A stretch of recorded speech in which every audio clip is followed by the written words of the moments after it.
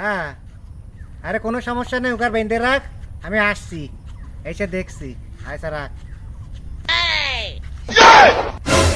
পেটে খালাম তো গরু চর্বি, পেটে এরকম সমস্যা হইলে বেশ, সমস্যা হয়ে গেল।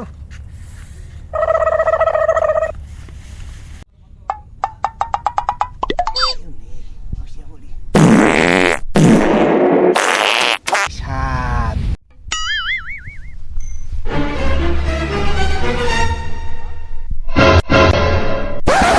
চাচা, তুমি আগান বাগানে এত সুন্দর চাষি থিয়ে কোন চাষি নিয়ে ঢুকিলে?